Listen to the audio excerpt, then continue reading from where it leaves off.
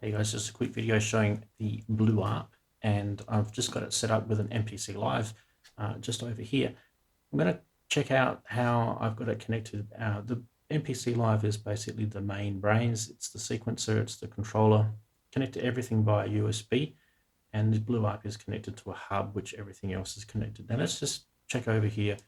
We've got the StrikeFET and the Rocket over there connected to the MIDI hub, the USB hub, and also the BlueARP is connected to the same USB hub. Now the MPC has got tracks program, MIDI tracks program that will launch sequences to the pattern generators in instances in the BlueARP, and the BlueARP will send out MIDI notes to various instruments, including, you can see on the right hand side, there's a CV gate connection. Now that's going, CV gate connection is actually going out to this, which is the with ARP 2500 modules from Behringer. It's all connected in some sort of convoluted mess, but basically everything's all connected through. Now I've also got a MIDI connection which is going through the Expert Sleepers module via USB, and that's also connected into the MPC Live, and the BlueARP is actually going to drive that as well. So let's give it a whirl, and hopefully you guys can see it all kind of come together with all the various elements. I'm just going to mute my mic while I do this.